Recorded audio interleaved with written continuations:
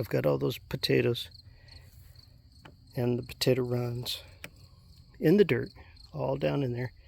You can see the tops of some of them sticking out, but I'm going to say in a week, when these things get their roots going good, and maybe even after we've had a rain, you'll be able to see these things taking off and growing.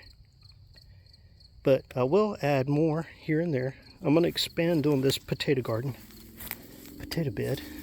That's just one little potato bed, but I do intend to bring it on down this way, like even with the fork handle there, back that way.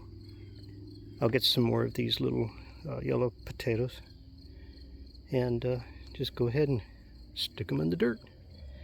Get my potato garden growing. And I've got, I don't know, maybe, I don't know, I probably got, I got a bunch of like russet potatoes, regular brown potatoes. I did get some of them big honkin' bacon potatoes.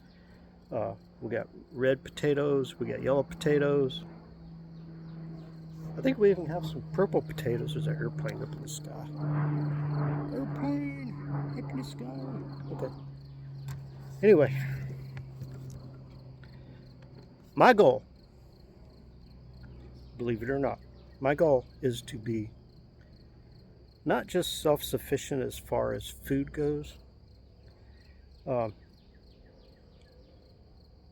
not just for me and my family, but my extended family, my friends, you know, everybody. I want to be able to grow so much food that I've got way more than what I can use, or what my little family can use, or my extended family and friends and all of them.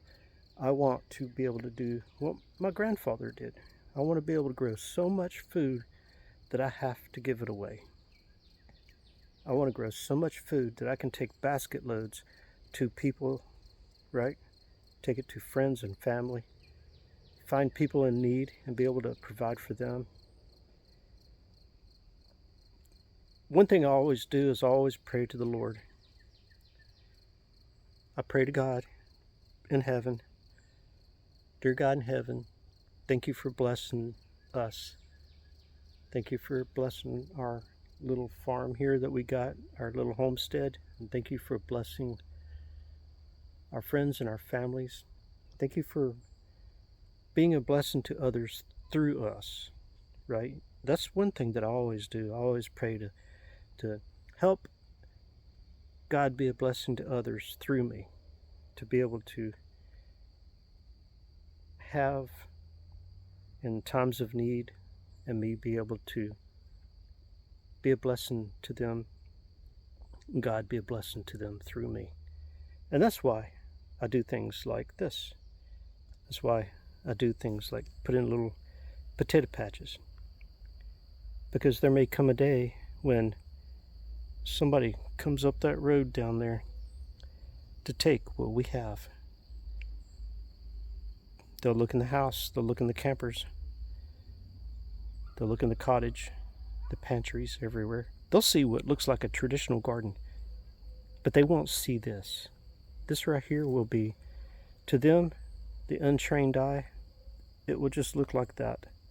It will just look like a bunch of weeds, because it's going to be foliage on top. But what's going to be under the dirt? Wonderful, wonderful little potatoes. Wonderful potatoes that can feed us and feed our family. So I'm going to have different potato patches all around in places where the untrained eye, people who would not really notice that these are potato plants, wouldn't notice. They wouldn't see them. Yet we, because, you know, me for one, because I know where I'm planting them, but people who can identify that, hey, these are potatoes, potato plants, will be able to come and dig up potatoes. But I'm hoping to have several of these potato patches around the property. Not just potatoes, but other things as well. So that's where I'm at. That's what's going through my mind and my heart, and thinking about things and how I want to be able to grows so much food. A lot of people would call it victory garden, but I call it a survival garden. I call it a blessing garden. We're growing a blessing garden where God blesses us, and through us, we can bless others. All right. Talk to you later. Bye.